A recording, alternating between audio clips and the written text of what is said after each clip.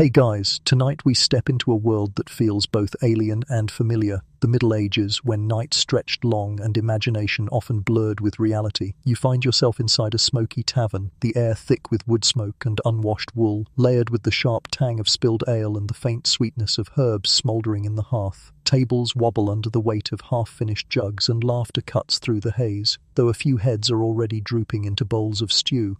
This is where the so-called high life of medieval folk often unfolded, not with sleek glass pipes or neon lights, but with the simple earthy chaos of everyday intoxication. And before you get too comfortable, here's your reality check. You probably wouldn't last 5 minutes in this room without gagging from the smell alone.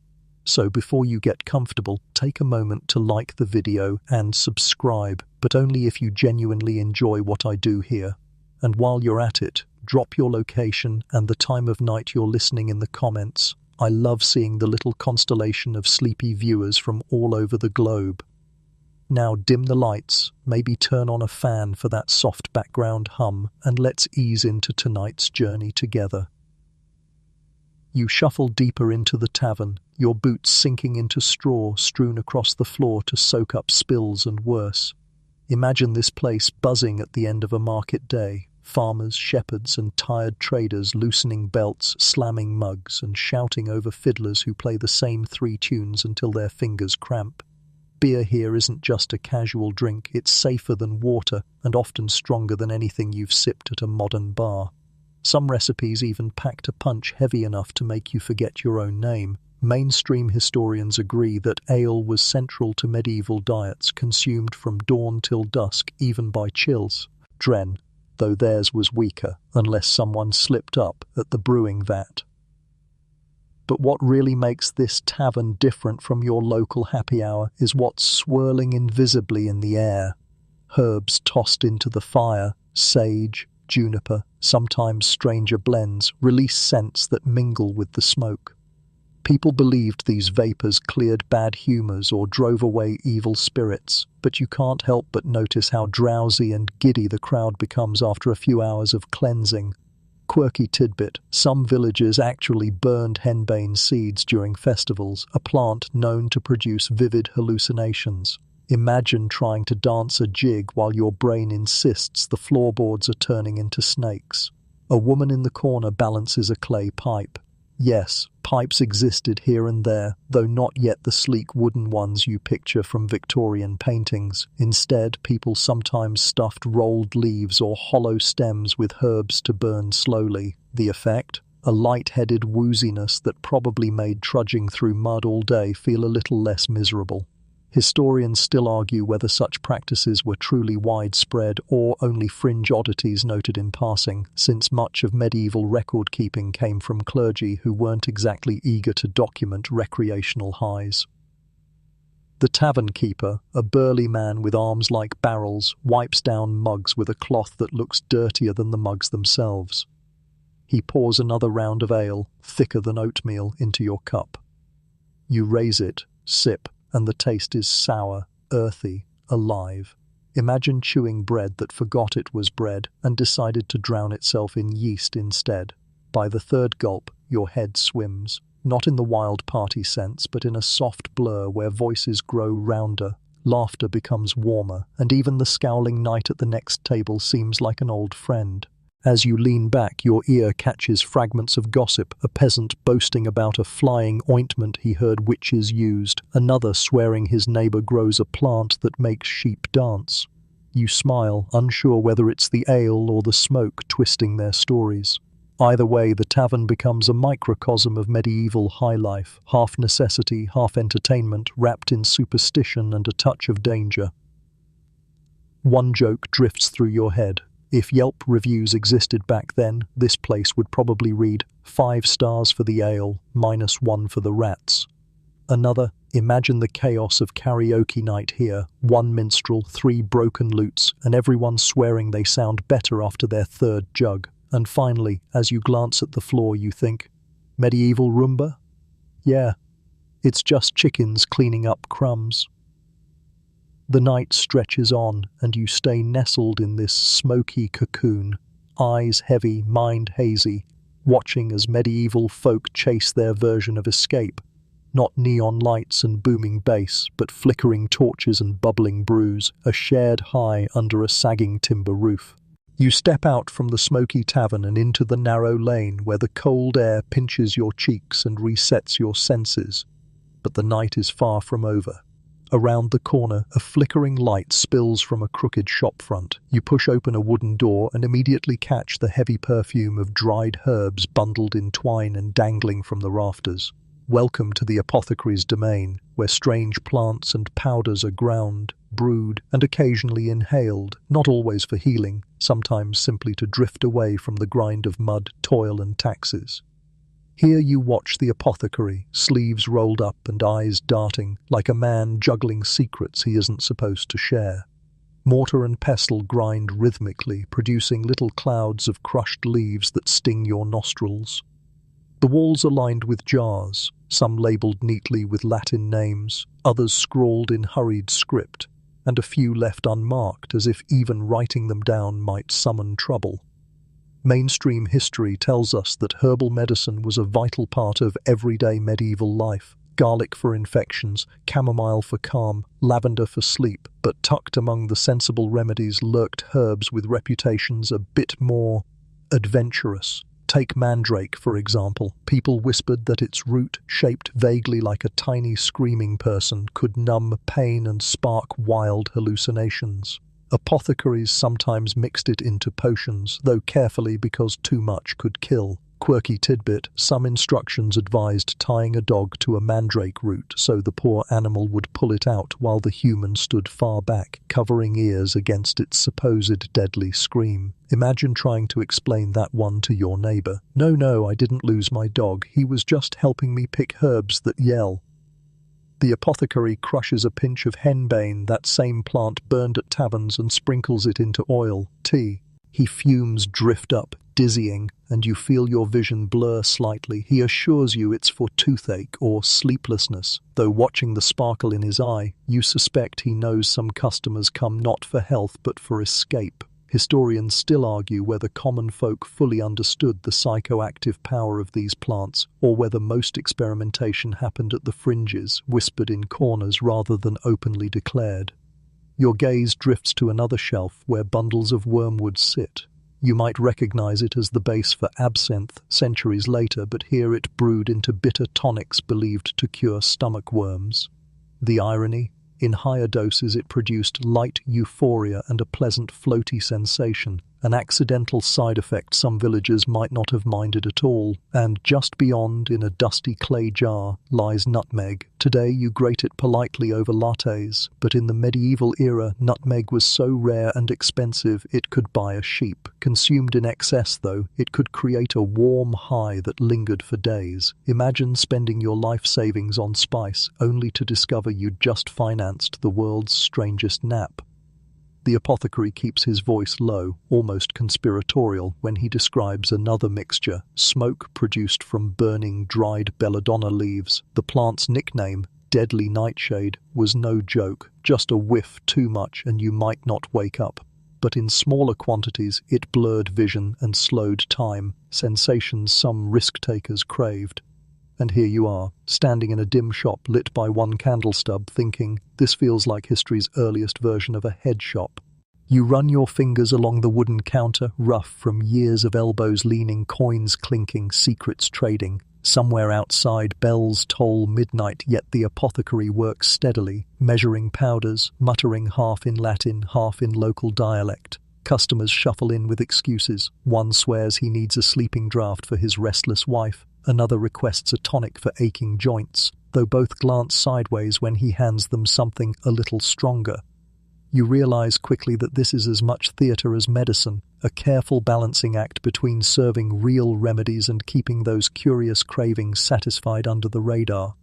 And the smells, oh, the smells. Sweet lavender fights against acrid resin, while pungent valerian root battles smoky sage.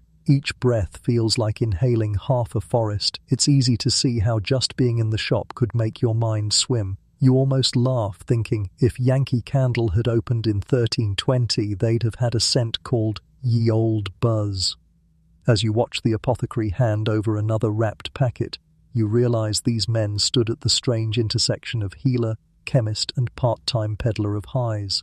They likely didn't advertise the last role, but word spread fast in tight communities. And every time the church clamped down on witchy practices, apothecaries defended themselves as men of science, or at least the closest thing medieval people had to science.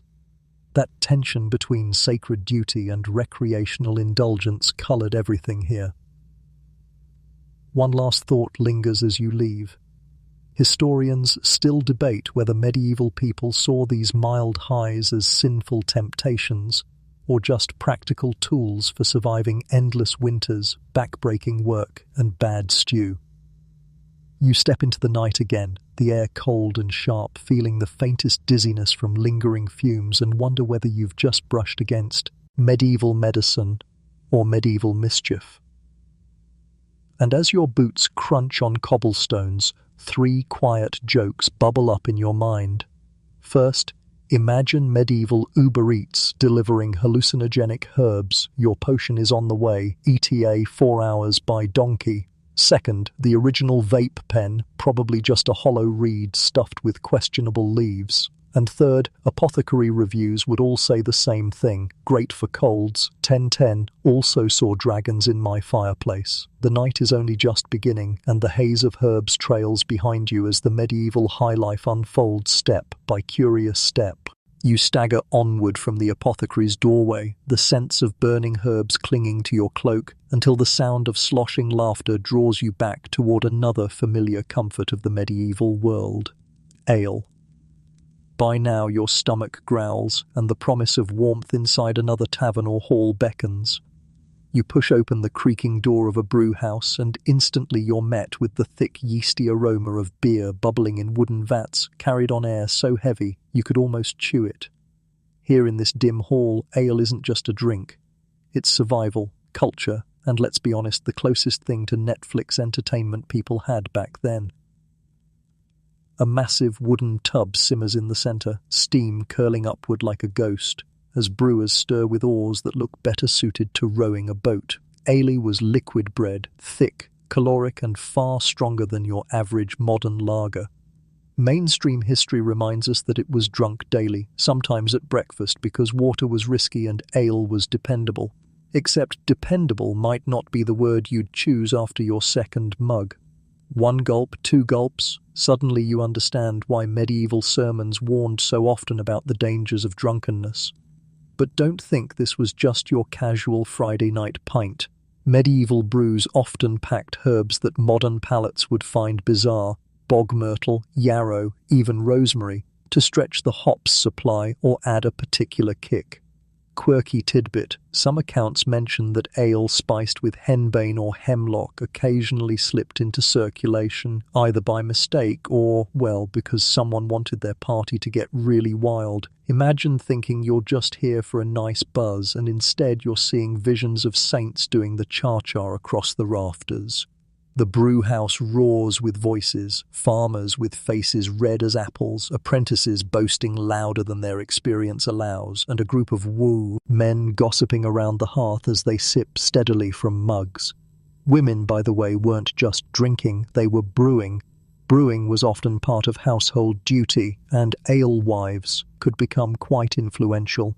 Picture a row of local women running the medieval version of craft breweries, each with her signature style, though instead of chalkboard menus they simply yelled, "Mine tastes better than hers." Your mug arrives, brimming with foam that tastes both sour and sweet, earthy like liquid bread, with a warmth that spreads from your chest to your toes.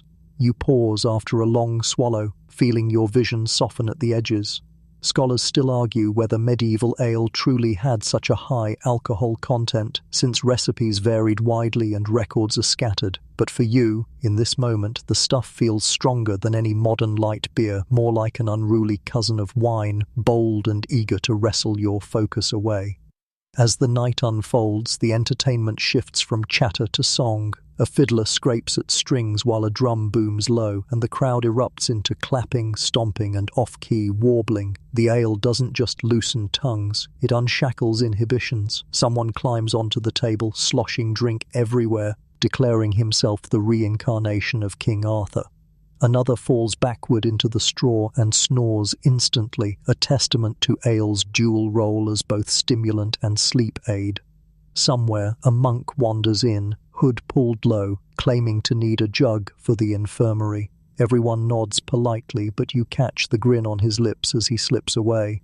Monastic breweries, after all, were known for their skill and their generosity toward themselves. A historical fact, monasteries developed some of the most sophisticated brewing methods in Europe, experimenting with hops and quality control long before others caught on. Without monks, your modern craft beer menu would look embarrassingly dull. But the brewhouse wasn't always pure joy. At times, authorities cracked down on drunken disorder, fining alehouses or scolding individuals caught rolling in the mud. Yet, despite official grumbling, everyone returned the next day. Ale was simply woven into daily life too tightly to untangle. Think of it this way: if medieval streets had a motto, it would have been, "Drink water at your own risk, have a pint instead." The fumes and laughter swirl and your head buzzes along. 3 light jokes float into your thoughts as if carried by the foam. First, medieval ID checks, probably just "can you reach the bar?" Second, hangovers weren't called hangovers, they were called Tuesday. And third, if microbrews existed back then, labels would read, "Pairs well with jousting." The crowd surges with another round of song, mugs raised high, ale splashing like golden waterfalls in the dim light. And you, caught between the warmth of drink and the haze of herbs, still clinging to your clothes, realize you've stepped into the core of medieval high life, a blend of necessity, indulgence, and accidental adventure, brewed strong enough to knock the edge off endless labor and long, chilly nights. You drain your mug, warmth blooming in your chest, and set it down as the brewhouse spins gently around you. Somewhere, someone shouts for another round, and you wonder if you'll make it out upright, or if you'll wake up tomorrow in the straw, blaming everything on bad yeast. You slip out of the rowdy brewhouse, ears still ringing from the fiddler's last frantic tune, and make your way toward a quieter corner of town. There, beyond thick stone walls and iron-bound doors, lies a world that seems calmer but is no less intoxicating in its own way, the cloister of a medieval monastery. The air here is damp, rich with the smell of tilled earth and carefully tended herbs. You wander through orderly garden plots where monks move silently, robes brushing the dew-soaked ground, gathering sprigs of plants under moonlight. Tonight you discover another side of the medieval high life, the sleepy herbal tonics brewed by men who claimed their mission was purely spiritual, though their concoctions often blurred the line between medicine and mild indulgence. The monks cultivated gardens filled with plants essential to both healing and ritual: valerian, chamomile, hops, and mint. Historical records remind us that monastic medicine preserved much of classical herbal knowledge. These gardens weren't just pharmacies, they were sanctuaries where science and faith mingled. A mainstream fact, Benedictine monasteries by the 9th century were required to maintain medicinal gardens as part of their duty to care for sick travelers and the poor. Yet as you peek into a candlelit chamber, you notice that some herbs had purposes far beyond simple healing. A monk stirs a steaming cauldron, adding dried leaves 1 handful at a time, muttering prayers that sound suspiciously like recipes. The smell is sweet and heavy, the kind of scent that makes your eyelids feel weighted. He dips a ladle and pours a cup, offering it with a small nod. You sip, and warmth spreads through you, not fiery like ale, but soft, velvety, tugging you toward drowsiness. This, you realize, is their version of bedtime tea, except with enough potency to knock a knight off his horse. Quirky tidby. Tea. Monks sometimes brewed hypnotic potions mixing valerian, lettuce seeds, and even poppy extracts. These were meant to calm the restless, ease pain, or help insomniacs drift off. Imagine a medieval sleep aid commercial. Side effects may include chanting in Latin and seeing angels in the rafters. And though their intentions may have been holy, you can picture a few over-curious novices sneaking extra sips just for the floaty sensation. As you watch, you notice a locked chest near the apothecary's bench. Inside, you suspect, lie stronger ingredients, opium, mandrake, henbane, that required careful handling. Monks weren't immune to temptation after all. Historians still argue whether such substances were strictly reserved for medical emergencies, or whether some circles knew how to bend the rules when the abbot wasn't watching. Either way, the quiet monastery, with its whispered chants and glowing candles, feels like the opposite of the alehouse but offers a similar doorway out of everyday burdens. The monks move methodically, brewing, recording, labelling, their script flowing across parchment with care. You marvel at their discipline, not a drop wasted, not a measure miscounted. Yet even here, the boundary between healing and high wasn't always clear. A strong enough draught could ease your pain, yes, but it might also send your soul flying toward visions. One chronicler even warned that some potions made people see demons in corners or angels at their bedside. He didn't specify whether that was good or bad, just that it happened.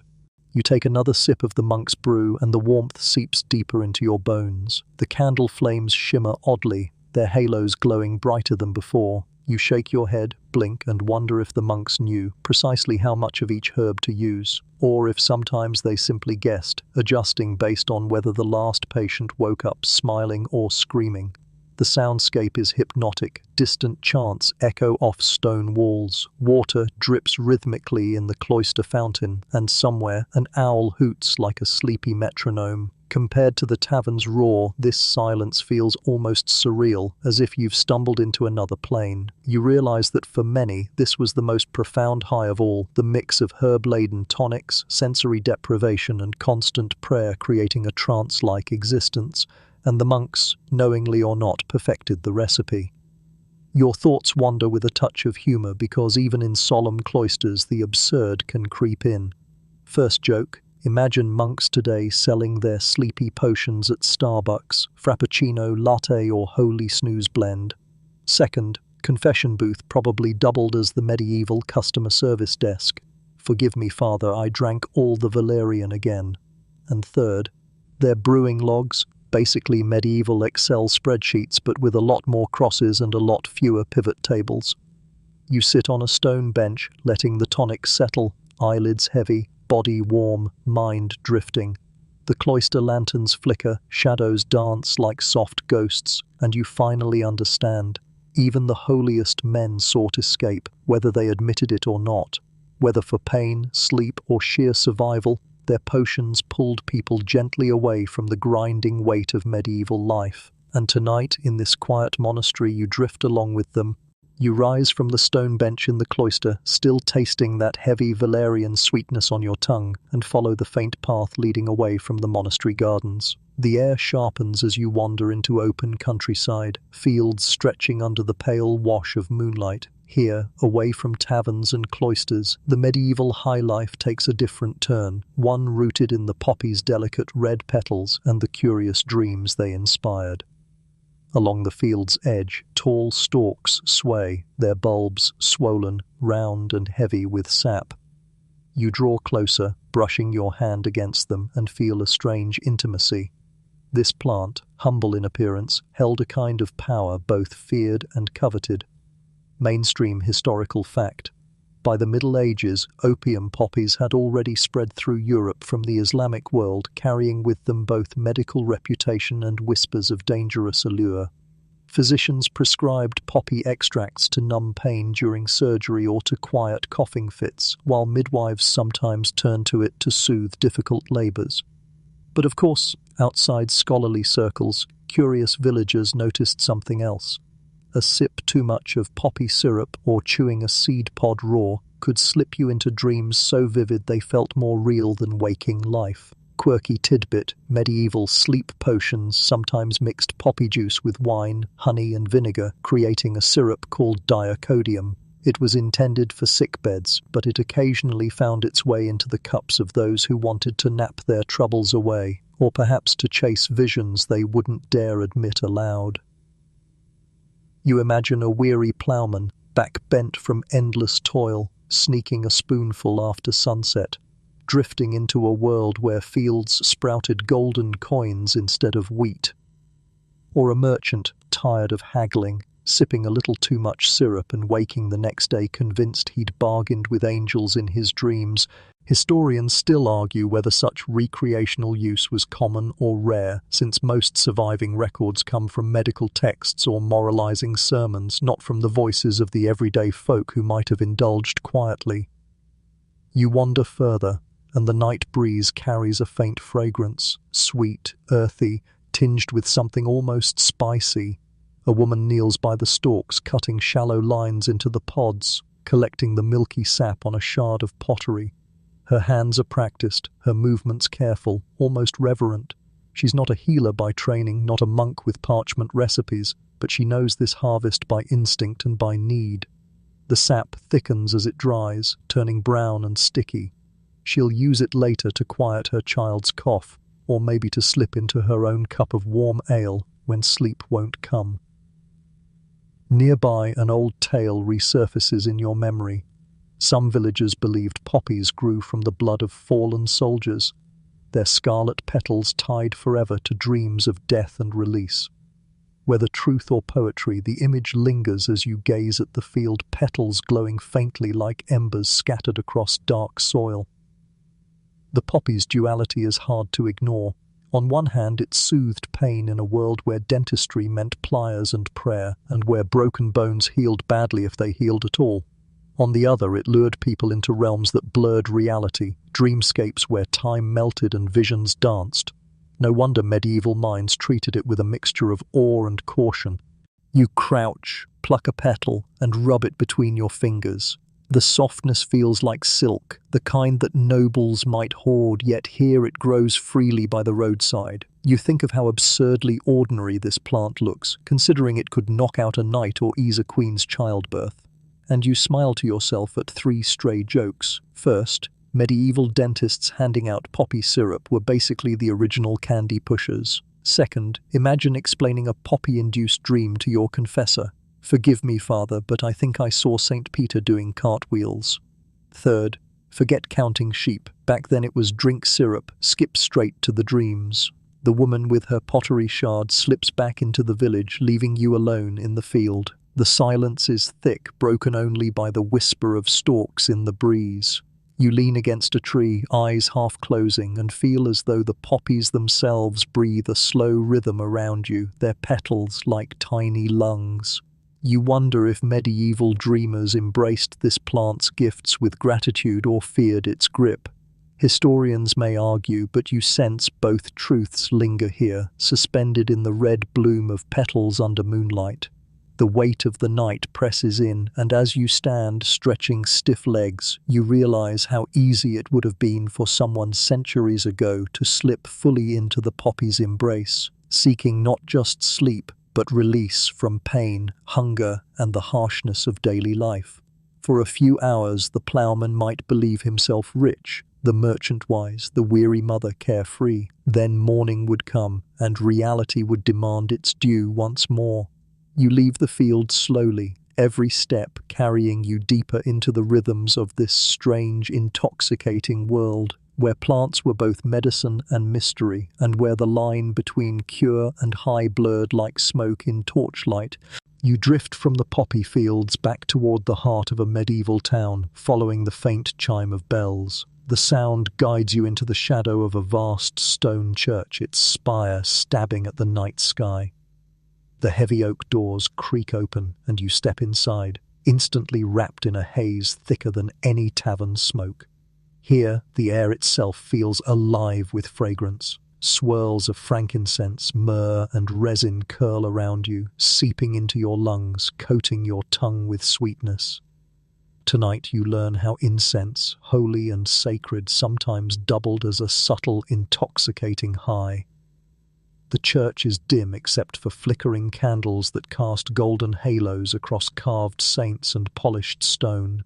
Choir voices echo, low and steady, like waves rolling inside your skull, and every note is wrapped in smoke, the kind of heavy incense that makes you sway slightly, as though the building itself is rocking.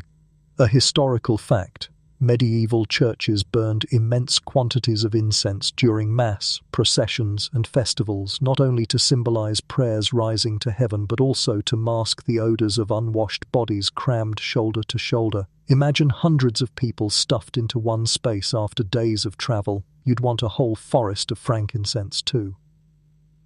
But beyond the practical, there was the effect. Prolonged inhalation of dense incense clouds could induce lightheadedness, dizziness, or even mild euphoria. Quirky tidbit: some accounts suggest that children serving as altar boys occasionally fainted during services, overwhelmed by the sheer intensity of smoke wafting in their faces. It wasn't divine lightning striking them down, it was just holy smoke doing its job a little too well. You stand among the crowd, swaying gently, your senses muffled, dulled, and stretched.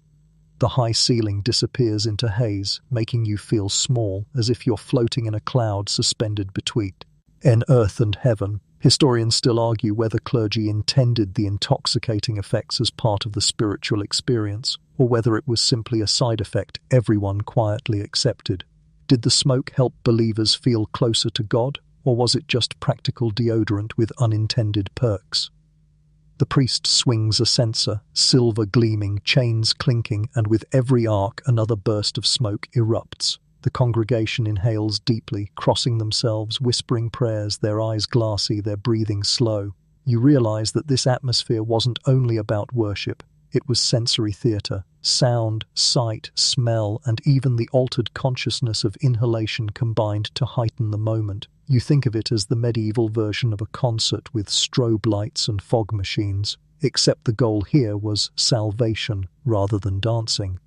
Your head feels pleasantly heavy, and you catch yourself nearly nodding off as the incense curls tighter around you. One pilgrim beside you mutters that he can see halos glowing brighter than usual, though whether that's holiness or smoke playing tricks, no one questions it. Another tilts dangerously to the side, caught between trance and sleep. If you weren't careful, you might topple over yourself, and suddenly you understand why benches were such a blessing for long services. The choir swells, incense thickens, and you imagine the sensory overload driving home the church's message.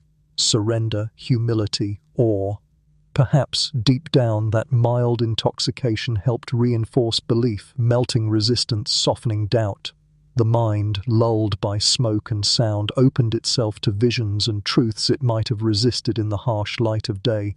You shift uncomfortably on the wooden pew, letting the warmth of smoke roll through you, and three light jokes slip into your mind. First, medieval incense was basically the original air freshener, Febreze, but with extra theology. Second, if anyone complained about long services, priests probably said, "Don't worry, the smoke will knock you out eventually." And third, altar boys fainting. That's just the church's way of inventing the nap corner. The ceremony continues, endless in its rhythm, the censer swinging like a hypnotist's watch. Your body feels both weary and buoyant, like you're anchored to the pew yet hovering above it.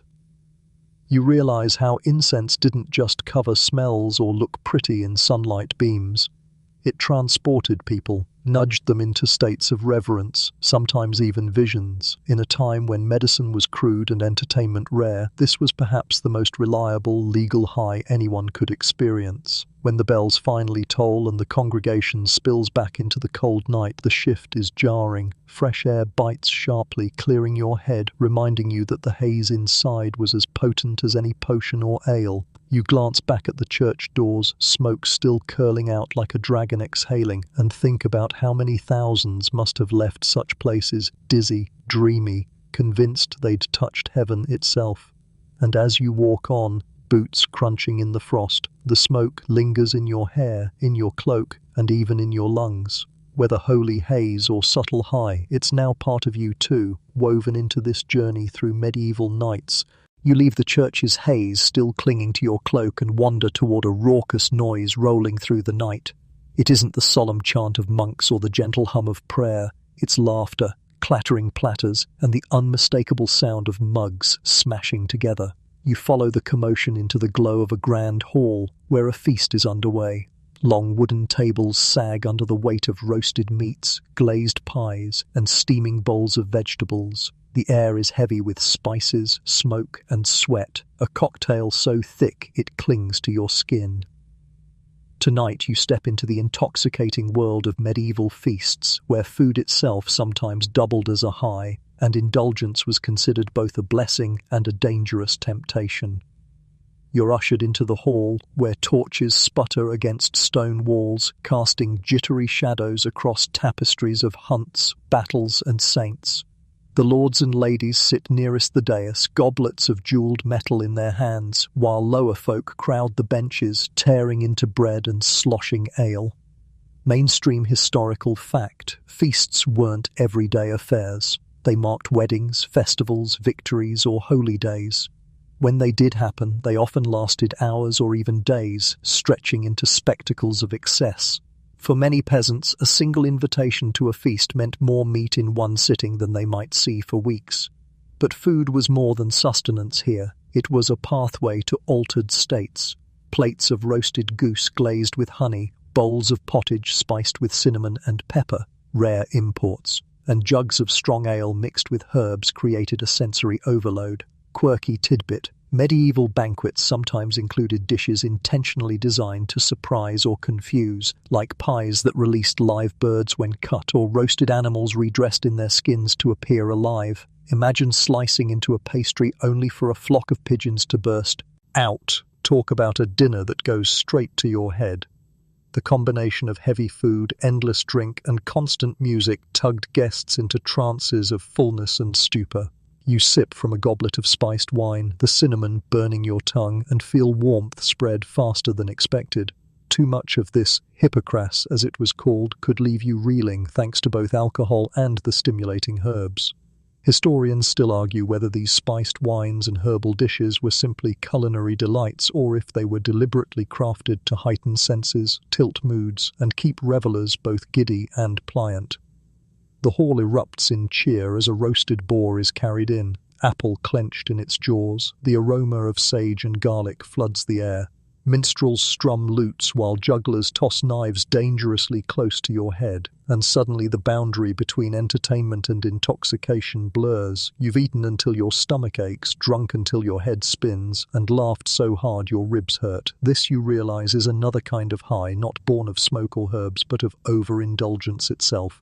Some guests slump forward, their snores lost in the music, while others grow rowdy, pounding fists on tables demanding more drink. One knight tries to sing but forgets half the words, inventing new ones that rhyme badly with ale.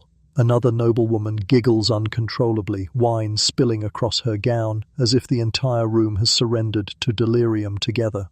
The sensory assault of food, drink, and entertainment works almost like a drug, and you realize these gatherings offered not just sustenance but escape, a rare moment when medieval burdens could be forgotten. Of course, excess had its critics. Clergy often thundered against gluttony, warning that overindulgence dulled the spirit. Chronicles even describe feasts ending in brawls, or worse, illness from spoiled food consumed in reckless abandon. Yet despite such warnings, the feasts continued, because for one glittering night people craved to forget hunger, war, and toil. As you lean back on the bench, belly heavy, head humming, 3 jokes creep into your drowsy mind. First, medieval portion control, just a wooden spoon and a prayer.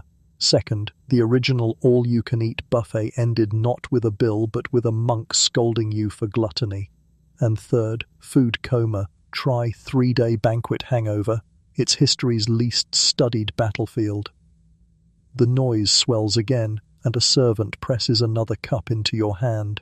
You raise it weakly, knowing you've crossed the line between satisfied and stupefied. Still, the warmth, the laughter, the music, it all wraps around you like a blanket.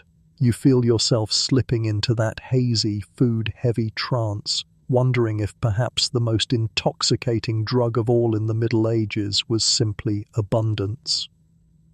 The feast stretches on into the night, torches burning low until the hall becomes a dream of clattering platters, laughter fading to murmurs, and bodies slumped against each other in drunken sleep. You drift with them, another guest lost in the fog of food and wine, another soul temporarily freed from the grind of medieval life. The great hall's echoes fade behind you as you stumble back into the chill of the night. But the village isn't quiet. In the distance, faint drums beat steadily, their rhythm rising like a heartbeat across the fields. Curious, you follow the sound, weaving through hedgerows and cart paths until the glow of firelight flickers ahead. You crest a small hill and look down upon a clearing where dozens of villagers gather around a roaring bonfire. The flames paint their faces in shifting gold, while smoke spirals into the star-flecked sky. Here, far from the watchful eyes of church or castle, the medieval highlife slips into its strangest form. Secretive night rituals. You descend into the clearing, boots crunching on frosted grass, and feel the heat of the fire wrap around you. Men and women sway in loose circles, chanting in tones that blur between hymn and hum. Some toss herbs directly into the flames, sending sparks and smoke that sting your eyes. Mainstream historical fact, across Europe, villagers often held seasonal rituals tied to solstices, harvests, and fertility, blending ancient pagan traditions with new Christian overlays. While priests condemned them as superstition or even devilry, people clung to these rites as ways of ensuring good crops, safe childbirth, and protection from misfortune. You inhale, and the smoke tastes sharp, bitter, unfamiliar. Someone has thrown juniper branches into the blaze, their resin popping loudly. Then a bundle of crushed herbs hits the fire, and a strange sweetness fills the air. Quirky tidbit. Henbane, mandrake, and belladonna were sometimes used in these gatherings, believed to summon visions or aid in spirit communication. In reality, they produced dizziness, hallucinations, and, if taken carelessly, dangerous side effects. Still, for those swaying around the fire, the blur between mystical and chemical felt like proof that toward something divine or unearthly was near. A woman dances closer, her hair loose, her eyes bright with something that's not entirely wine. She sprinkles powder onto the flames, and the sparks leap high, making the crowd gasp. Children squeal with delight, while the elders nod gravely, muttering about omens. You realize that for them, these rituals weren't entertainment, they were survival, ways to negotiate with forces they didn't understand. Historians still argue whether such rites were widely practiced or simply exaggerated in trial records written by churchmen eager to condemn witchcraft. Drums pound faster and the crowd's chanting rises. Someone hands you a cup of dark liquid that smells vaguely of mulled wine, but carries a bitter undertone. You sip cautiously, and warmth spreads across your chest, followed by a light dizziness. You catch yourself smiling for no reason, your feet tapping along with the beat. It isn't hard to imagine how quickly this atmosphere could sweep someone away. With firelight flickering, smoke swirling, and rhythm shaking the ground, even sober minds might believe they were glimpsing spirits dancing just beyond the flames.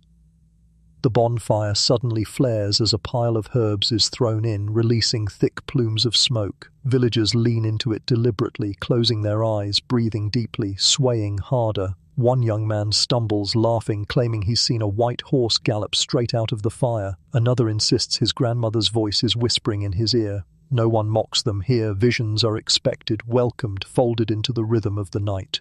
You stand at the edge, the heat prickling your skin, the smoke worming into your head. For a moment, the stars above seem to pulse in time with the drumbeat, brighter, closer, as if leaning down to watch. The fire's crackle becomes a language you almost understand, and you realize that in the Middle Ages, this was the heart of magic. Ordinary people reaching for meaning with herbs, chants, and community. And of course, your drifting mind serves up 3 jokes as if on cue. First, medieval rave, same bonfire vibes, but the DJ is just a tired shepherd with a drum. Second, forget glow sticks. Back then it was glowing sticks literally on fire. Third, the medieval smoke machine, just someone hurling dubious weeds into the flames. As the chanting softens and the drums slow, the villagers begin to hum in unison, their voices low, steady, soothing. It sounds almost like a lullaby rising from 100 throats, carried by smoke into the night. You feel your body sag, your mind loosen, the fire's warmth lulling you like a blanket. This isn't just ritual, it's trance, a deliberate merging of body, spirit, and whatever chemicals ride on the smoke.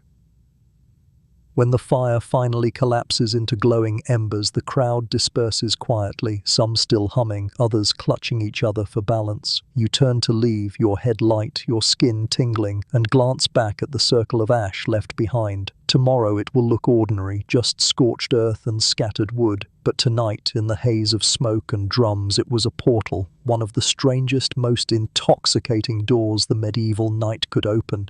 The embers of the bonfire still glow behind you as you wander back toward the village. Your head hums faintly from smoke and chant, but the mood shifts when you hear the sharp clatter of boots on cobblestones and the gruff bark of an official's voice. The air grows colder, heavier, as you realize not every experiment with intoxication went unnoticed or unpunished. Tonight you witness the harsher side of the medieval high life, the punishments that awaited those who strayed too far.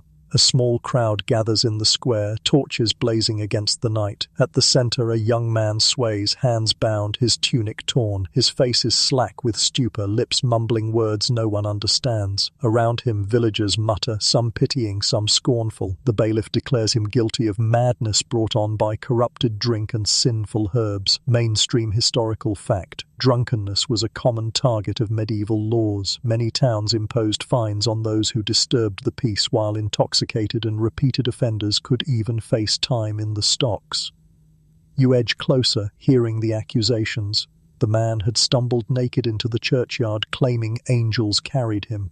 Whether it was ale, herbs, or sheer exhaustion, no one knows. But the authorities aren't interested in the distinction. The bailiff raises his hand, and with it, a rope. Stocks creak open nearby, ready to clamp down wrists and ankles. Quirky tidbit, stocks weren't just for show, they often left offenders stuck in public squares for hours or days, exposed to ridicule, rotten food thrown, and sometimes worse. Imagine your bad trip ending with villagers pelting you with cabbages. As the man is dragged into the wooden frame, you hear a whispered debate among the crowd. One older woman swears he was cursed by witches. A farmer insists it was bad beer, brewed too strong with herbs. Historians still argue whether accusations of intoxication were genuinely about disorder, or whether they sometimes disguised deeper fears, witchcraft, rebellion, or mental illness misunderstood. Either way, the punishment served as a warning: indulge unwisely, and your shame becomes everyone's spectacle. The young man slumps in the stocks, head lolling while children giggle and toss straw at him. You wince, realizing how harshly curiosity could turn to cruelty. To a modern eye, it feels absurd to punish someone for stumbling while drunk or dazed, but in the medieval mind, public order was fragile, and anything that threatened it, whether ale-fueled brawls or hallucinatory ramblings, had to be stomped down quickly.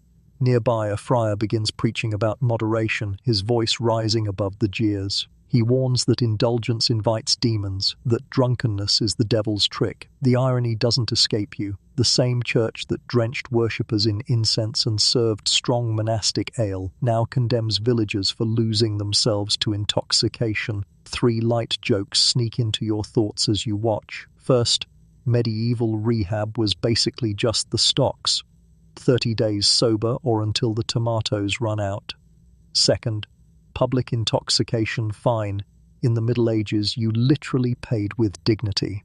Third, they didn't have AA meetings, but they definitely had a lot of angry abbots. The punishment drags on into the night. Villagers lose interest, wandering back to their homes, but the young man remains, shivering in the stocks, head sagging. You wonder if he even understands what's happening, or if he's still lost in whatever dream carried him into trouble. You glance at the bailiff, who yawns and leans on his staff. Just another night's work, another drunk or dreamer to parade through shame. You move on, unsettled. The lesson is clear. While medieval folk dabbled in herbs, smoke, and drink, the margin for error was razor thin. Step too far into strangeness and you weren't pitied, you were punished. Public humiliation, fines, even accusations of witchcraft could follow. And yet, despite the fear, people still reached for escape, still risked the wrath of bailiffs and friars for a chance to slip beyond the grind of survival. As you leave the square, the torches dim behind you. The stocks remain in place, empty now, waiting for the next unlucky villager. The night swallows the scene, but the echo lingers, a reminder that the high life in the Middle Ages came with a cost, sometimes paid in shame beneath the cold stare of your neighbours. The square fades behind you, torches flickering like the last thoughts of the punished man, and your path leads into a quieter quarter of the town. Here the houses lean close together, their wooden beams sagging like tired shoulders. Yet tucked between them stands a curious building, shuttered windows, iron locks, and a faint glow spilling out beneath the door. You slip inside and find yourself in an alchemist's workshop, the air buzzing with strange scents and stranger promises. Tonight, you witness a different sort of intoxication, not ale, not incense, but the shimmering lure of alchemical secrets.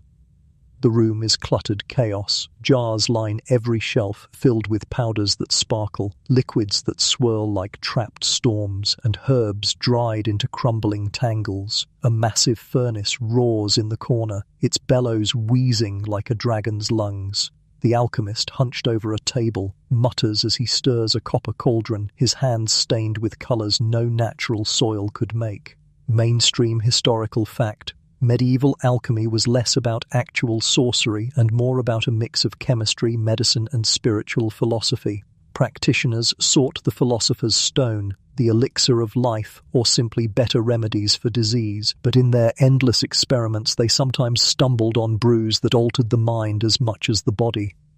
You step closer, peering at a vial of emerald liquid that seems to glow faintly in the dim light. The alchemist notices your curiosity and grins. He explains that it's a tonic of honey wine laced with powdered herbs and minerals meant to open the senses. He doesn't specify whether he means heightened vision or a head full of hallucinations. Quirky tidbit, some alchemists experimented with combining alcohol and opiates, producing concoctions strong enough to make patients or reckless drinkers forget entire days.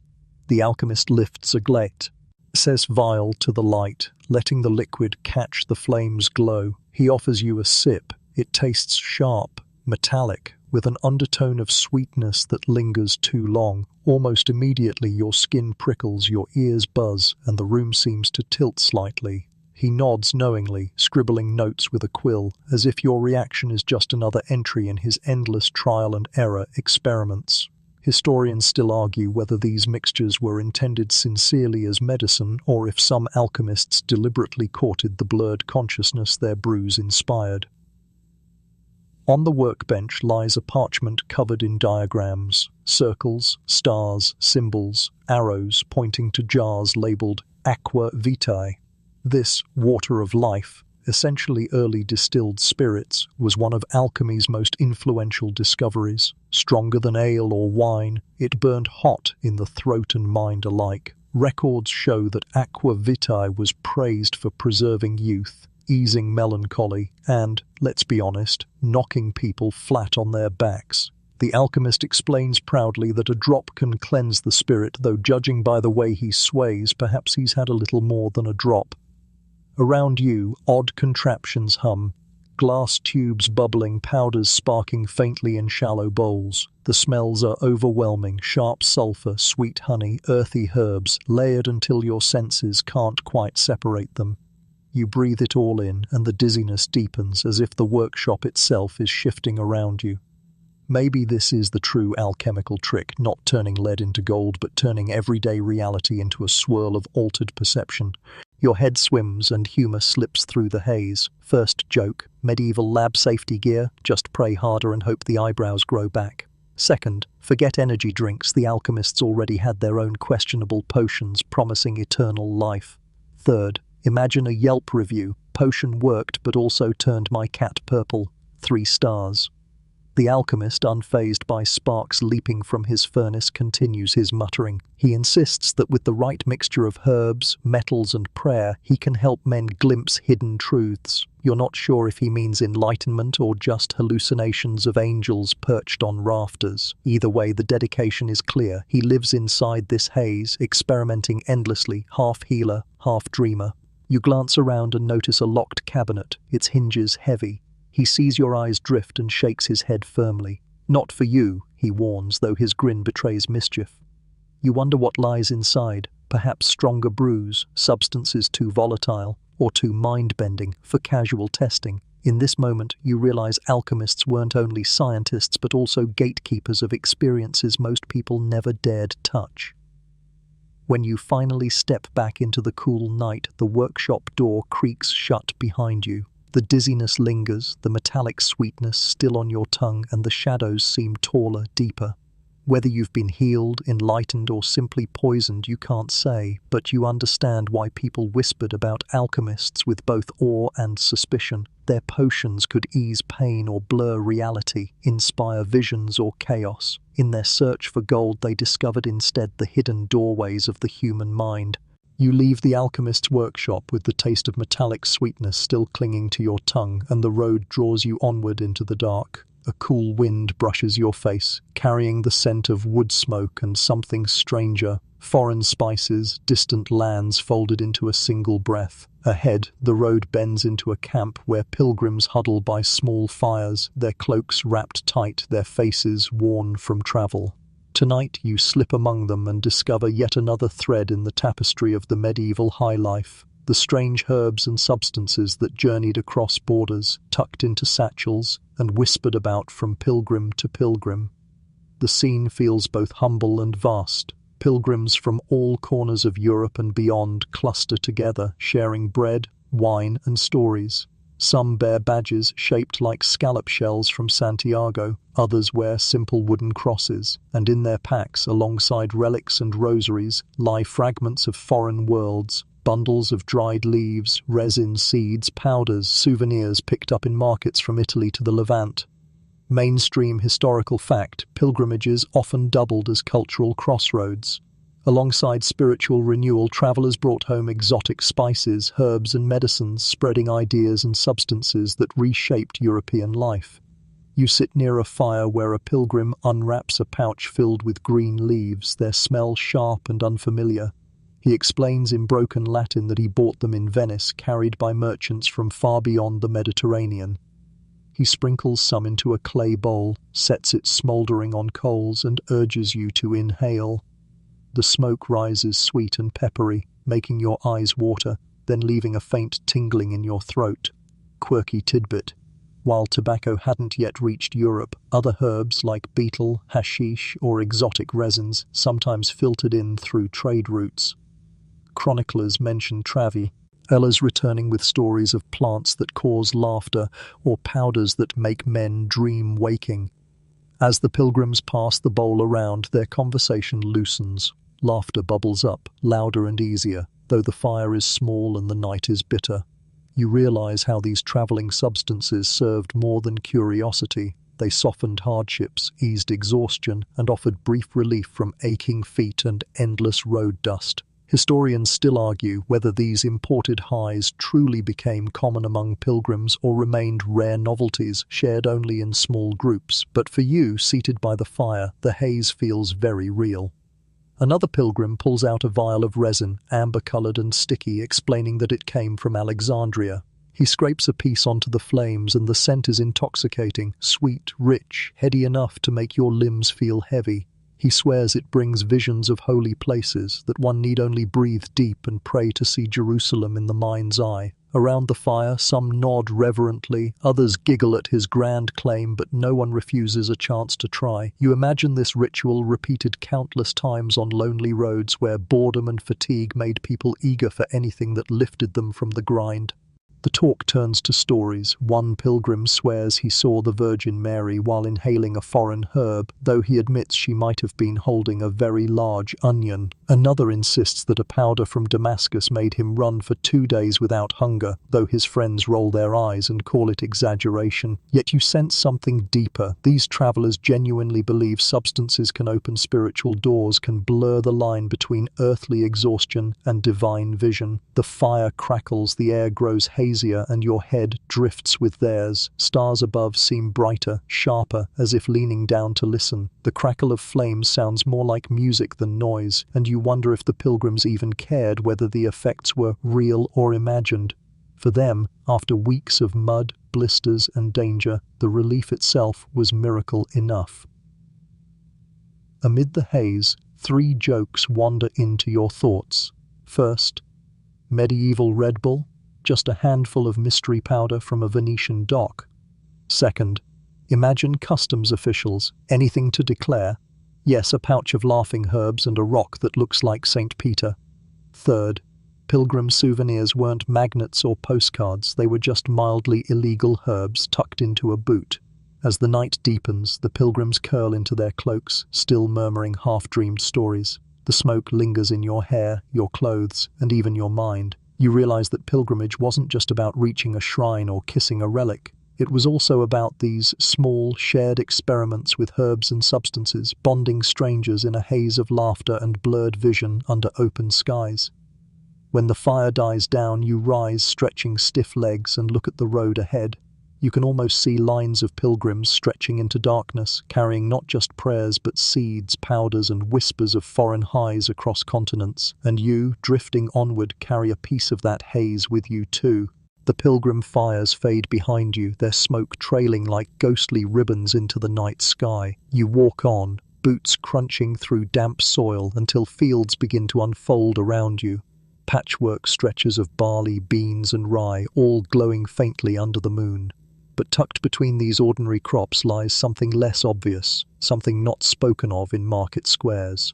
Tonight, you uncover the hidden gardens of peasants, where curious plants grew not just to fill stew pots, but to fuel subtler highs and secret indulgences. You pause at a hedgerow, ducking into a small clearing where a farmer bends low among the rows. His lantern flickers, throwing jagged shadows across stalks that don't look like wheat or oats. You crouch closer and spot tall, spindly plants with jagged leaves and a faintly skunky odor that tickles your nose. The farmer glances up, presses a finger to his lips, and goes back to harvesting. Mainstream historical fact: hemp was widely cultivated in medieval Europe, primarily for rope, cloth, and oil, but some sources hint that it was occasionally used recreationally or medicinally long before modern associations with cannabis culture. The farmer stuffs leaves into a clay pipe fashioned from a hollow reed and smoulders it with his lantern flame. He takes a long drag, coughs, then exhales a cloud that smells acrid and earthy.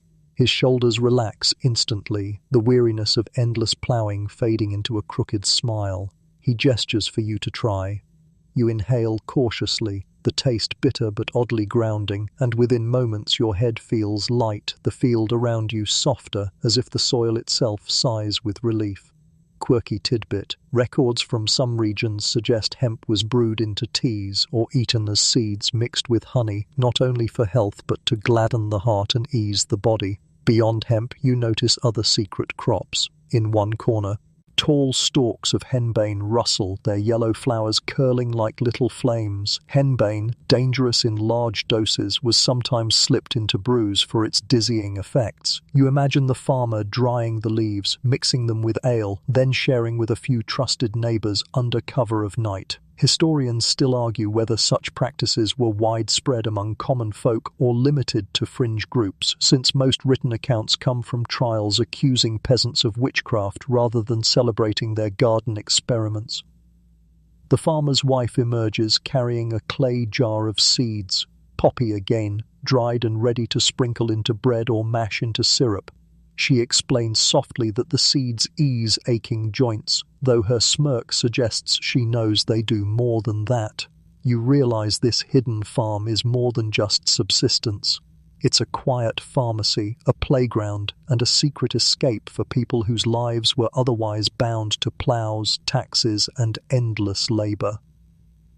The air grows thick as the farmer passes the pipe again. Your vision softens at the edges, the moon glowing larger, friendlier, like an old lantern in the sky. The rustle of leaves becomes a rhythm, almost musical, and for a moment you feel as though the whole field is swaying in time with your breath. This is no alehouse revelry, no monastic tonic. It's subtler, quieter, a secret indulgence rooted in soil and secrecy. You picture medieval markets where farmers might tuck a bundle of special herbs beneath their barley sacks, trading them with knowing nods. No signs, no open sales, just quiet exchanges. Imagine one farmer whispering, "My rope hemp's for the church, but this batch, this is for the soul." Such hidden economies must have existed in pockets, unrecorded, invisible to scribes who preferred neat categories of food, medicine, and sin. 3 jokes bubble into your drifting mind as you sit in the smoky field. First, medieval crop rotation, wheat, rye, and the occasional secret stash. Second, forget organic certification. Their label would have been, "Don't tell the bailiff." Third, the original farmer's market, just 2 peasants trading hemp leaves behind a haystack. The farmer laughs softly, his eyes glassy, and offers you a chunk of bread sprinkled with seeds. You chew, the taste nutty and earthy, your body warming with every bite. He explains it helps him sleep, keeps nightmares at bay, though you suspect it does more than that. His wife hums a tune as she stirs a pot over a small fire, and soon the clearing feels less like farmland and more like a sanctuary, a place where weary souls could relax, laugh, and momentarily forget the Lord's taxes or the bishop's sermons. As the night deepens, the lantern grows dim, and the farmer bids you farewell with a slow nod. You step back into the path, your head buzzing gently, your heart lighter. Behind you, the hidden field sways in the breeze, blending back into the ordinary patchwork of medieval agriculture. But you know better now. Among the rye and beans grew the secret plants of escape, the quiet highs that peasants cultivated in defiance of endless labor. The smoke of the hidden field still clings to your clothes as you follow the faint sound of pipes drifting through the night. At first you think it's only the wind, but the rhythm grows clearer, steady drumming, flutes trilling, and voices humming in harmony. You crest a low hill and discover another gathering, though this one isn't secretive like the bonfire rite. It's celebratory, pulsing with energy. Villagers crowd into a wide clearing, stomping their feet, clapping their hands, swaying in circles as the music coils tighter and tighter. Tonight, you step into the trance-inducing power of medieval music, where rhythm itself could intoxicate as deeply as any herb or drink. The fire here is smaller than the festival blaze you saw earlier, but it's just enough to light the dancers' faces. A fiddler saws at his instrument furiously, his bow nearly fraying. Beside him, drummers pound goatskin with palms and sticks, each beat vibrating through your chest like a second heartbeat. Mainstream historical fact: medieval festivals often included music and dance that lasted hours, sometimes days, with simple repeating rhythms designed to be easy for everyone to join. Chroniclers describe peasants spinning in circles until they collapsed, caught in near-trance states that looked to outsiders like possession or madness. You step closer, and the sound takes hold of your body before your mind can protest. Your foot taps, your shoulders sway, and soon you're pulled into the circle. The steps are simple: forward, back, clap, spin, over and over, until your thoughts begin to blur. Quirky tidbit: some records tell of the dancing mania outbreaks of the Middle Ages, where groups of people danced uncontrollably for days, often claiming they were cursed or blessed. Whether caused by ergot poisoning, psychological stress, or sheer communal hysteria, the effect was the same: an irresistible, intoxicating trance born of rhythm. The drummers quicken their pace and suddenly you're laughing, though you don't know why.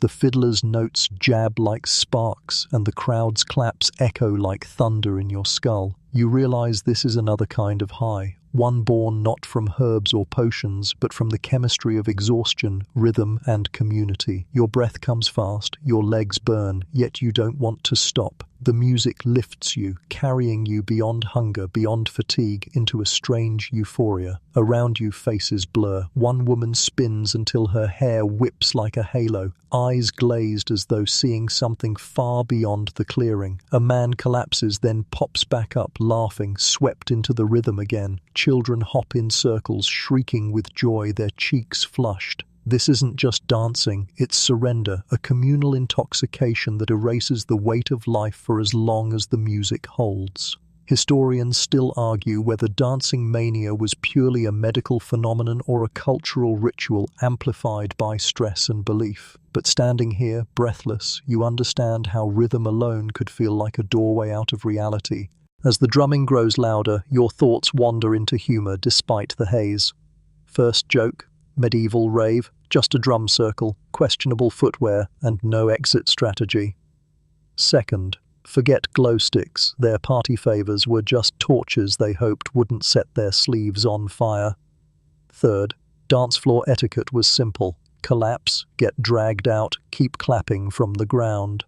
Sweat trickles down your neck as the rhythm surges again. The repetition is hypnotic. Every beat folds into the next until time itself feels meaningless. The fiddler's bow breaks a string, but he keeps going, improvising wildly, eyes closed, teeth clenched in ecstasy. The drummers shout, urging the dancers faster, louder, harder, and you, swept up in it all, feel your mind blur into a dreamlike state where the stars above seem to pulse in rhythm, glowing brighter with each beat.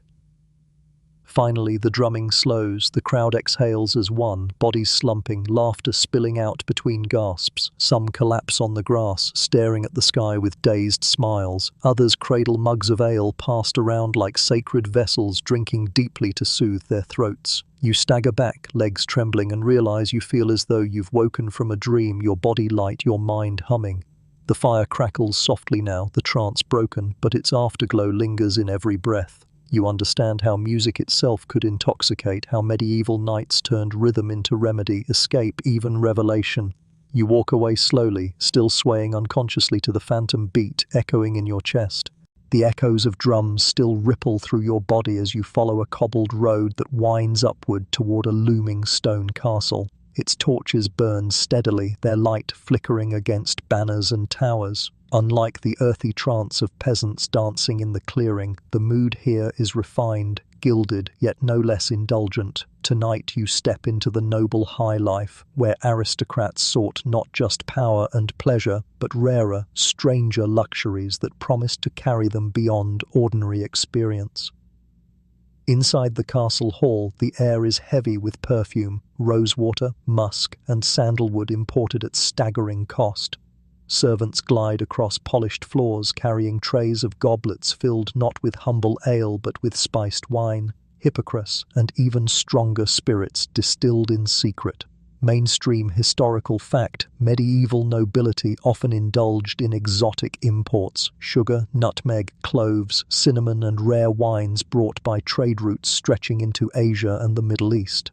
These luxuries weren't only for taste. They were prized for their supposed medicinal and even intoxicating qualities.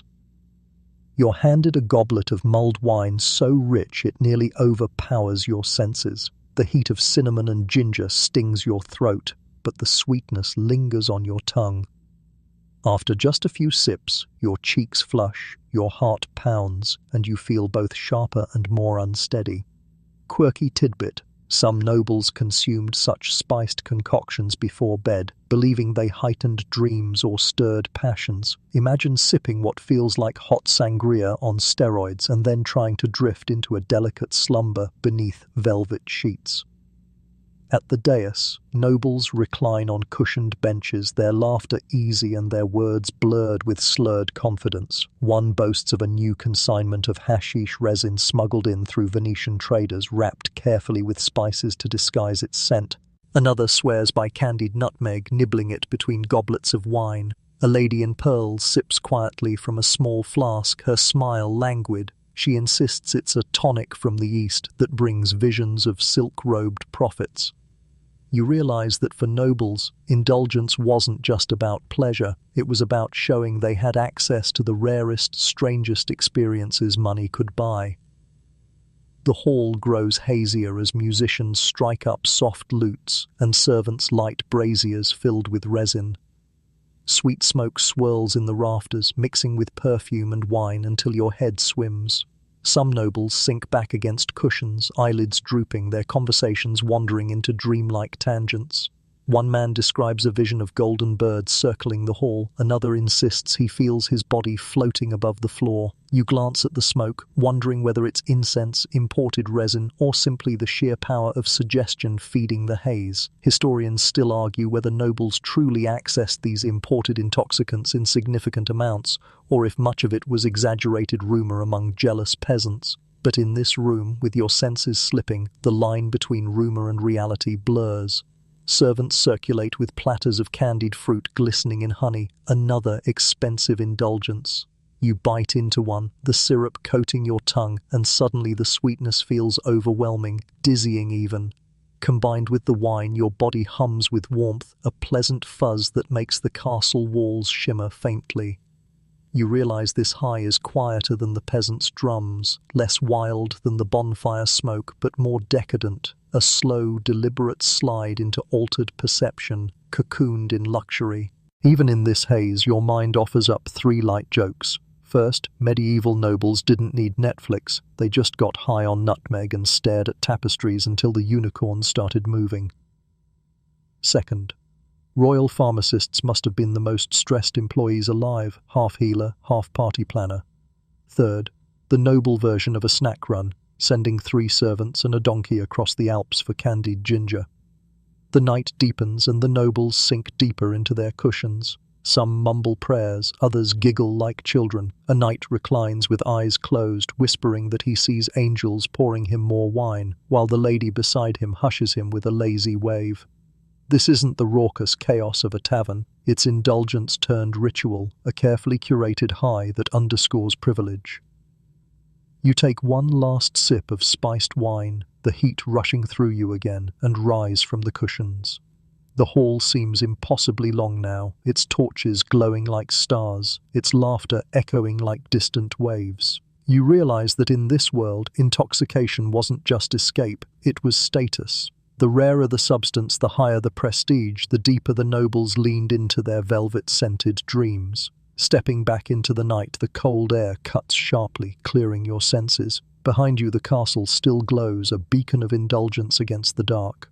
For the peasants, high life was smoke, ale, and trance. For the nobles, it was spices, rare imports, and perfumed haze. Both, you realize, were reaching for the same thing, a way to forget the grind of medieval life, if only until dawn.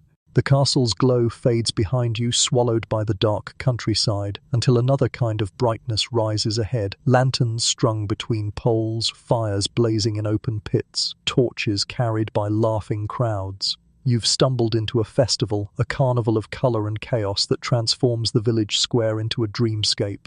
Here, the medieval high life takes on its most unrestrained form, public celebration where ordinary townsfolk abandoned rules, surrendered to excess, and created revelry so wild it bordered on intoxication itself.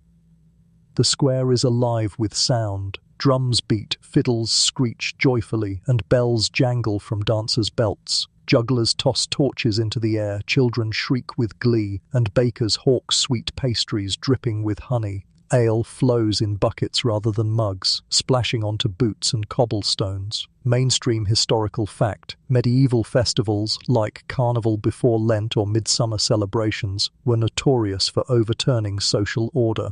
Servants mocked masters, men dressed as women, fools were crowned as kings. It wasn't only a party, it was sanctioned chaos, a chance to invert the world before returning to its grind.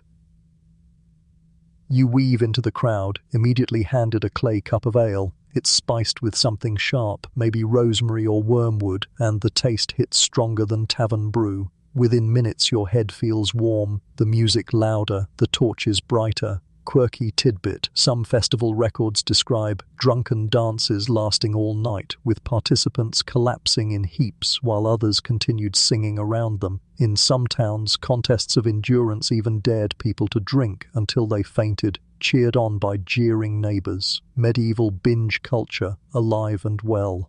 At the center of the square, a man in a donkey mask leads a procession. He brays loudly, villagers roaring with laughter as they follow him in mock parade. A woman in a bishop's mitre blesses the crowd, though her holy water is just ale flung from a bucket. You realize this isn't only entertainment, it's collective release, a chance to laugh at authority, to let go of fear, to find joy in absurdity. Historians still argue whether these festivals were harmless outlets sanctioned by the church or subversive acts of rebellion disguised as fun, but in this square, no one cares. Someone presses a sweetmeat into your hand, candied nuts rolled in spiced syrup. You chew, the sugar hitting your bloodstream fast, mixing with the ale, and suddenly the world spins more pleasantly. Around you, dancers whirl in circles, their costumes mismatched and wild, fox masks, crowns of ivy, skirts patched with ribbons. The crowd surges as one, bodies pressed close, laughing, singing, stumbling. This is no quiet intoxication, but a roaring communal high, born of excess and inversion. A troupe of performers arrives with a massive puppet dragon, its wooden jaws snapping as they parade it through the crowd. Children scream with delighted terror. Adults toss more ale into its gaping mouth, and suddenly everyone chants in rhythm, "Drink, drink, drink." The puppet wobbles, nearly topples, but the laughter only grows. You realize that at such festivals, reality stretched thin. Between alcohol, sugar, noise, and ritual inversion, people stepped outside their normal selves and into a dreamlike carnival version of life. In the haze of sound and motion, your mind gifts you 3 jokes. First, medieval festivals were basically Coachella but with more goats. Second, instead of glow bracelets, they had candle stubs taped to their hats. Third, imagine the morning after regret. Did I really knight a donkey last night? The night deepens and the chaos only grows. Fire breathers spit plumes into the sky. A group of boys overturns a cart, riding it like a sled down the muddy street. A troop of women in fox masks shrieks with laughter as they chase men in patched cloaks. Everywhere rules are suspended. Nobles dance with peasants, clergy disguise themselves and slip into the crowd. And for a few hours, medieval life is turned upside down. At last you find yourself at the edge of the square, watching from a quieter shadow. The music is deafening, the air thick with smoke, sweat and ale, but you sense something profound beneath the laughter. For people burdened by toil, fear and hunger, these festivals were more than diversion. They were catharsis, a chance to be free, to be foolish, to taste joy so raw it left them dizzy.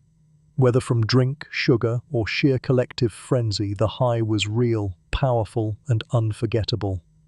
When dawn creeps pale over the rooftops, the square is littered with broken mugs, sticky honey, and sleeping bodies. The dragon puppet lies collapsed, its head in a puddle, its painted eyes staring vacantly at the sky. The festival's magic ebbs, replaced by groans and hangovers. But you know they'll wait eagerly for the next one because nothing else in medieval life gave such a total escape.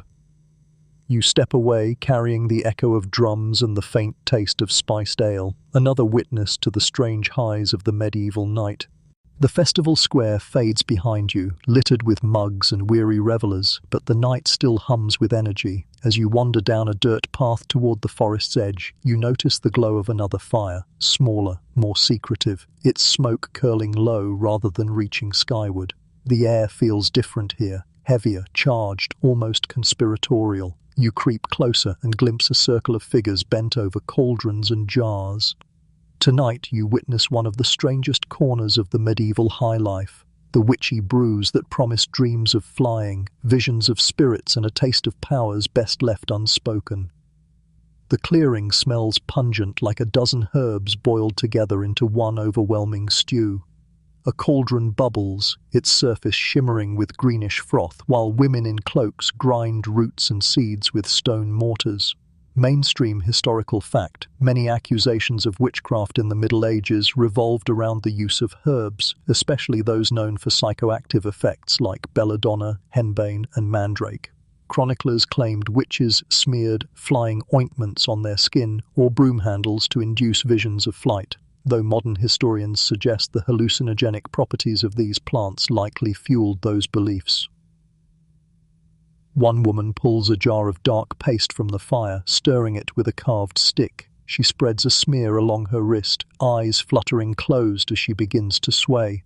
Another dips her fingers and rubs the substance across her temples. Within moments, both are murmuring, their voices drifting into strange chants. Quirky tidbit. Some recipes for these ointments included animal fat as a base, mixed with herbs that, absorbed through the skin, could produce intense hallucinations, sometimes of flying, sometimes of conversing with spirits, sometimes of transformations into animals. Imagine believing you were soaring across the sky, while in reality you were sprawled face first in hay. You crouch low, inhaling the mix of fumes, acrid, sweet, bitter and smoky all at once. Your head buzzes, your vision blurs, and the moon seems to ripple slightly in the sky. One figure steps into the circle, arms outstretched, spinning slowly, whispering that she feels herself rising. The others cheer softly, encouraging her vision.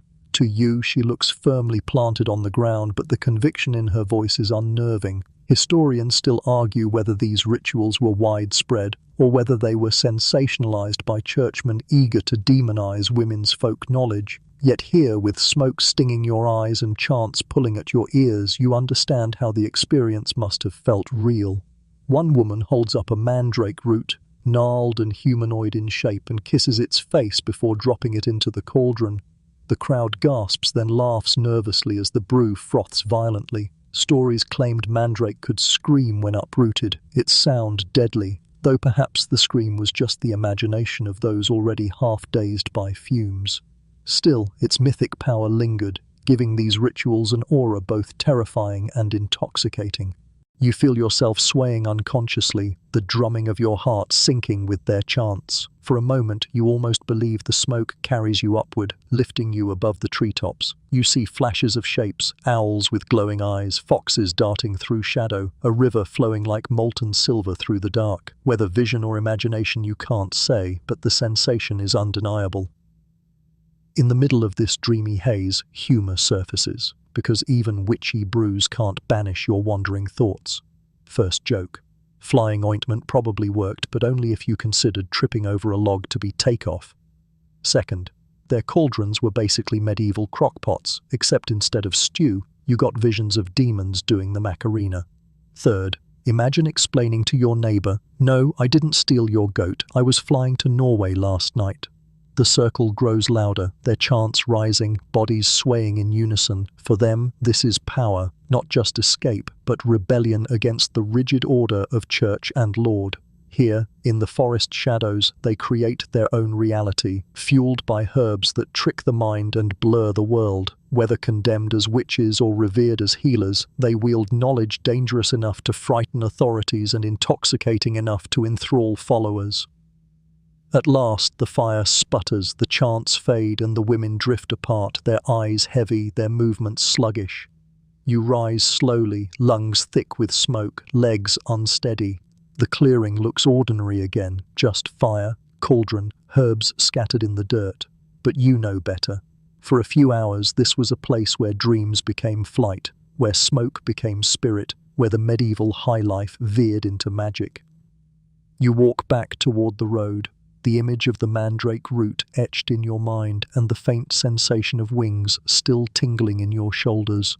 The forest quiets behind you, its cauldron smoke still clinging faintly to your hair. As dawn's edge threatens the horizon, you wander back toward the bustle of town. The narrow streets are waking up, vendors arranging wares beneath crooked awnings, apprentices sweeping yesterday's mess into gutters. But tucked between stalls of bread and cloth, you notice a livelier corner, a cluster of merchants shouting over one another, their tables cluttered with powders, roots, and bottles that glimmer in the torchlight. Tonight, or rather this early morning, you explore the medieval street pharmacy, where townsfolk bought substances that promised healing, strength, or, if rumor was true, a taste of something more intoxicating. The air smells like a chaotic stew of mint, vinegar, and smoke. A man in a patched cloak waves a jar of crushed leaves, swearing it cures headaches and summons pleasant dreams.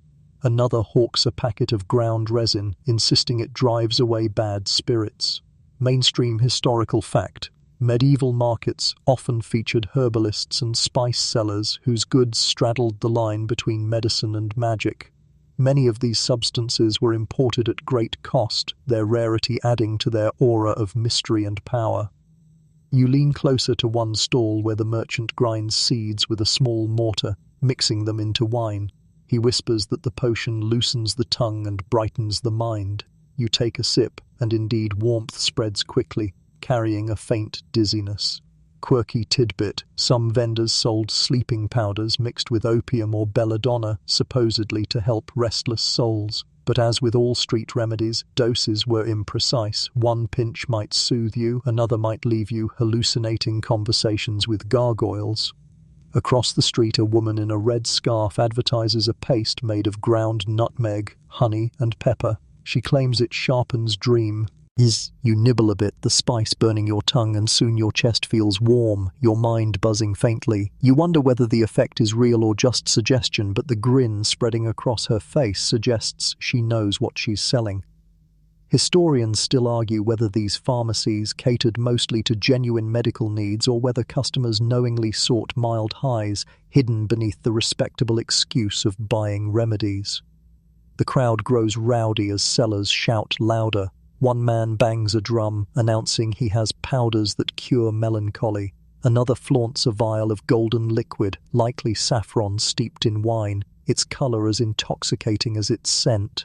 A group of apprentices huddle nearby, daring each other to try a sniff of dried resin that makes their eyes water. You chuckle, realizing these boys are experiencing the medieval version of sneaking a cigarette behind the barn. And just like any market, trickery thrives. A customer angrily waves a pouch of what was supposed to be exotic incense but turns out to be crushed weeds. The seller shrugs and insists the weeds work just as well. The crowd laughs, though you suspect a few disappointed buyers are already feeling cheated. Still, the carnival atmosphere persists. This isn't a pharmacy in the modern sense, it's a marketplace of hopes, tricks, cures, and maybe, just maybe, a high. As the smoke swirls around you, 3 jokes bubble into your head. First, medieval drug commercials didn't list side effects, they just shouted louder. Second, street testing. Just give some to the apprentice and see if he's still breathing. Third, buy 1 potion, get a free hallucination of St. George thrown in. You drift from stall to stall, tasting powders, smelling herbs, sipping dubious wines. Your senses grow muddled, a swirl of flavors and scents coating your mouth and lungs. The line between medicine and intoxication feels thinner with each step. You imagine housewives buying a sleep draft for their husbands, then sneaking an extra sip for themselves, or guild apprentices pooling coins to buy study powders only to end up giggling through the night instead of copying manuscripts. Finally, you step back into the main square, head buzzing, arms full of scents you can't quite separate. Behind you, the vendors continue shouting, the crowd continues buying, and the medieval pharmacy churns on, equal parts cure, trick, and temptation. You realize that in this chaotic corner of the market, villagers found their own quick path to escape, tucked between apples and turnips, hidden in plain sight.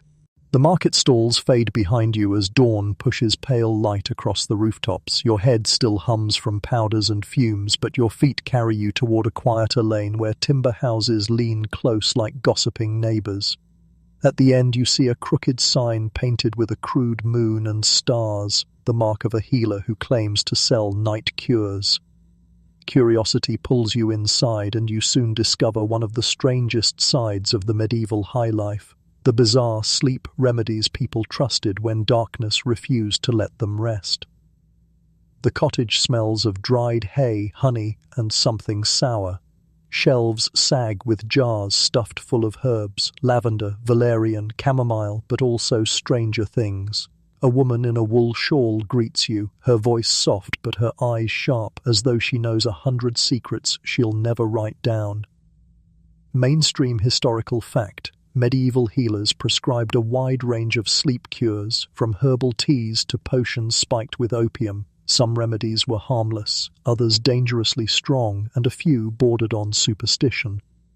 She shows you a clay cup steaming with a dark brew. The scent is earthy, almost like wet roots. She explains it's valerian root tea, to calm the blood and quiet the humors. You sip, and the taste is bitter but strangely soothing. pulling your eyelids downward. Then she offers a tiny cloth sachet of lavender and hops meant to be tucked under your pillow to ward off nightmares. Quirky tidbit: medieval sleep charms sometimes included dried herbs sewn into pouches, but also odder items, like placing a slice of raw onion beneath the bed or reciting psalms while chewing lettuce seeds. Imagine trying to relax while your room smells like a soup kitchen.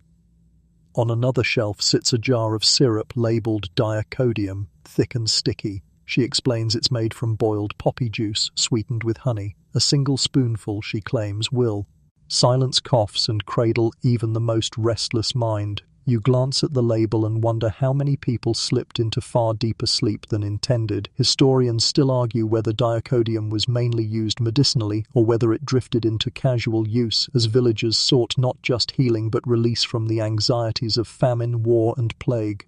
She points to a small bundle of herbs tied with red string. "Burn this," she says, "and your sleep will be deep." You recognize henbane among the bundle, and your stomach tightens. Smoked in small doses, it might calm nerves, but too much could bring terrifying visions. You picture someone inhaling this in their loft, seeing demons perched in rafters, then blaming nightmares on witches. Yet in her calm voice, the healer insists it works, and her clients believe. You sit on a straw mat while she lists more cures, soaking feet in warm water with chamomile, placing a carved amulet beneath the pillow, rubbing temples with wine steeped in rosemary. Some sound comforting, others absurd, and a few downright risky. But in a world without modern medicine, people grasped at whatever promised even a few hours of peace. The room grows warm from the hearth, and your eyes begin to sag. You imagine a medieval farmer collapsing after days of labor, sipping poppy syrup, then slipping into dreams so vivid he swears he's been transported to heaven, or a mother tucking lavender under her child's pillow, whispering that angels will guard their sleep. These remedies weren't just about biology, they were about comfort, ritual, and the hope of safety in a world where every day carried fear. Your mind drifts and humor sneaks in despite the heavy air. First joke: medieval NyQuil was basically poppy syrup and a prayer. Second, sleep hygiene advice back then: don't eat onions unless you want nightmares. Third, if mattress companies existed, their slogan would have been, "Now with extra straw, fewer fleas." The healer smiles knowingly as you yawn. She tucks a sprig of lavender into your cloak and waves you toward the door. Outside, the morning sun rises, and your body feels both heavy and light, wrapped in the sleepy haze of bitter teas and whispered charms. You realize that for medieval people, sleep itself was a kind of high, one they chased with roots, prayers, and potions stranger than dreams. You leave the cottage, the scent of valerian and lavender clinging to you, and step back into the waking town. The world looks softer, blurred, as though you're walking in the half-light of a dream that hasn't quite released you. The healer's cottage fades behind you, its lavender scent still trailing in your cloak. You wander into the heart of town again, where the marketplace is quieter now, merchants yawning as they set out bread and cheese for early customers. Yet above the clatter of carts and the bray of donkeys, you catch something more intriguing, the low murmur of debate drifting from a cloister archway. You follow the sound and soon find yourself on the edge of a gathering, clergy in dark robes, scholars with ink-stained fingers, even a few curious townsfolk, all arguing about a question that seems deceptively simple. Is pleasure itself sinful? Tonight you slip into the medieval world of hidden debates, where high life met morality, and where the line between indulgence and damnation was anything but clear. The voices rise and fall in sharp cadence. One monk insists that drinking ale until dizziness sets in invites the devil into the mind. Another counters that God gave herbs for healing, and if laughter comes after, it is still his gift. A scholar cites Aristotle, suggesting moderation transforms indulgence into wisdom, while excess degrades it into folly. Mainstream historical fact: the medieval church and universities were deeply invested in defining morality, especially around food, drink, and bodily pleasures. Debates about gluttony, drunkenness, and the use of potions filled sermons and scholarly texts alike. You sit quietly on a stone ledge, listening as one friar waves a scroll quoting St. Augustine, "Too much pleasure chains the soul to flesh." His opponent, a younger cleric, argues that denying all joy breeds despair, which is itself a sin. Around them, listeners mutter, some nodding approval, others rolling eyes. Quirky tidbit: some medieval scholars seriously debated whether laughter itself was acceptable. In certain monasteries, excessive mirth was punished as a form of pride, while others argued that laughter strengthened fellowship. Imagine being fined by your abbot just for giggling during dinner. The debate turns sharper as a scholar mentions herbs that cloud the mind. He describes villagers inhaling smoke from henbane or sipping poppy syrup, not for illness but for visions. He calls it sorcery. Another insists it's simply nature's medicine. Historians still argue whether such moral debates reflected real widespread practice or were exaggerated as cautionary tales. But clearly people thought about these highs enough to make theologians nervous. You notice how the argument isn't merely about substances, it's about control. The clergy fears that intoxication loosens discipline, making people harder to govern. The scholars, meanwhile, wrestle with philosophy. Is an altered state inherently evil, or is it only dangerous when abused? The crowd leans in, caught between curiosity and caution. You imagine peasants listening intently, wondering whether their secret herbs are blessings or traps. A young man in the crowd raises his hand timidly and asks, "But what if a potion makes one dream of angels? Is that sin?" The friars groan in frustration while the scholars pause, caught off guard. The silence stretches until one priest mutters, "The devil may come disguised as light." The answer satisfies no one, but it highlights the fear. If visions could come from herbs or smoke, who could truly judge their source? As the argument swirls, your thoughts wander toward humor even amid the solemnity. First joke: medieval philosophy club meetings were basically ale, Aristotle, and angry monks. Second, if they banned laughter, imagine how boring the annual Christmas party must have been. Third, their idea of a wellness seminar, just yelling about whether wine counts as medicine or sin. The debate drags on, the tone shifting between fury and fatigue. Some monks grow red-faced, shouting about demons, while scholars calmly scribble notes as though they'll publish treatises titled "On the Morality of Getting Slightly Tipsy." You wrote about realize that in these cloisters people tried to intellectualize what villagers experienced instinctively, that sometimes, after long toil, a little haze, a little laughter, a little altered state was the only thing keeping them human. Finally, the bell tolls for prayer, cutting the argument short. The monks file into the chapel, still muttering, while the scholars tuck parchments into their sleeves. The crowd disperses, some shaking heads, others whispering that no answers were given. You stand alone in the archway, the echoes of debate still bouncing in your ears. You understand now that medieval life wasn't just about indulging in highs, it was about negotiating their meaning. Were they gifts from God, traps of the devil, or simply natural relief from endless toil? The answer was never settled. The debate itself became part of the high life, a constant tug-of-war between fear and desire, control and freedom, silence and laughter. You leave the cloister slowly, the morning sun bright in your eyes, carrying not just the smell of herbs and ale, but the weight of questions that medieval minds never stopped asking. You drift away from the cloister debates, their echoes fading into the hum of daily life. The sun climbs higher, the town stirs, yet your body still hums with the remnants of smoke, powders, wine, and song. The journey through the medieval high life has taken you from tavern haze to cloister gardens, from poppy fields to noble halls, and from festival chaos to witchy forests. Now, as the day wanes once more, you find yourself inside a quiet chamber, lit only by a single candle. The air is cool, the stone walls thick, and the faint flutter of flame paints the room in shifting gold. Here, in the candle-lit silence, you feel the last notes of this strange, intoxicating world settling into place. The chamber smells of beeswax, wood smoke, and faint traces of lavender drifting through a narrow window slit. A wooden stool creaks as you lower yourself, and your body feels heavy, not from exhaustion alone, but from the weight of everything you've witnessed.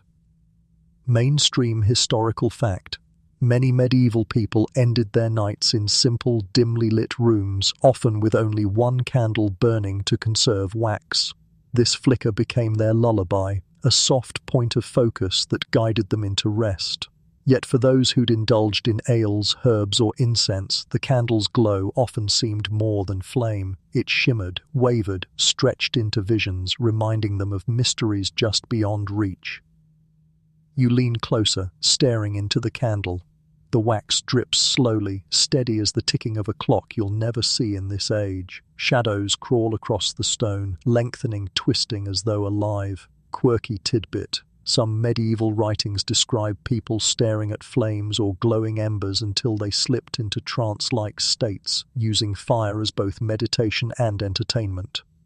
In the silence, with no distractions, even a candle could become a portal, one that pulled weary souls into reverie. The château. Ember deepens into quiet, broken only by the occasional crack of wood from the hearth. You think of the monk's sleep draught, the pilgrim's exotic herbs, the villager's hidden pipe, the noble's spiced wine, all paths different and strange, but all converging here in the simple truth. Humans sought escape. Whether through smoke, song, feast, or dream, they longed to drift beyond the grind of toil and fear, to taste moments of softness in a world so often sharp. Historians still argue whether these indulgences were widespread or fringe, condemned or tolerated, foolish or wise. But in this room you realize those debates matter less than the universal hunger beneath them. The candle sputters, then steadies. Your body sways slightly, lulled by its rhythm. Outside, the faint murmur of the town dims as night gathers again, and here, in this chamber, you surrender to stillness. A few gentle jokes flit through your hazy thoughts like moths circling the flame. First, medieval mood lighting was just one candle, and if it blew out, date night was over. Second, the original lava lamp, just watching wax drip for 3 hours. Third, insomnia tip from 1320, count candle drips instead of sheep. You breathe deeply, eyes half closed, and let the soft, golden glow blur. You realize you've come full circle. From noisy taverns to smoky churches, from wild festivals to private rituals, all of it leading here. Into quiet, into the simple high of stillness, firelight, and heavy eyes. And as the candle burns low, you lean back, surrendering. The medieval high life, for all its strangeness, was just another way of saying what you feel now. The body craves rest, the mind seeks dreams, and the spirit hungers for escape. Now the night softens, the pace slows, and the flicker of flame fades into gentle darkness. You breathe more slowly, your chest rising and falling in rhythm with the quiet hum of the world outside. The sounds of laughter, of chants, of drums, of merchants calling, those have all drifted away, leaving only the hush of your own breathing and the steady beat of your heart. The chamber feels smaller now, warmer, safer. The candle shrinks to a stub, its glow dim and tender, like the final sigh of a long day. Shadows no longer twist, they simply fade, blending softly into one another until the edges of the room blur. You feel the weight of the journey settle not as burden but as blanket, comforting, wrapping you in a sense of completion. Every memory, the tavern haze, the poppy fields, the incense clouds, becomes a distant echo, like dreams already slipping away even before you sleep. You realize you don't need to hold them anymore. Let them drift. Let them dissolve into the quiet, like smoke curling into the sky. Your eyes grow heavier, each blink stretches longer, until the candle's glow is no more than a warm smudge in the dark. Your limbs loosen, sinking deeper into whatever surface cradles you. The world narrows, softens, and finally yields. So rest now. Let the medieval night close gently around you. Let the whisper of history fade into silence. And as you slip into dreams, know that the world waits patiently for you to wake again. But not yet, not now, for this moment belongs to sleep.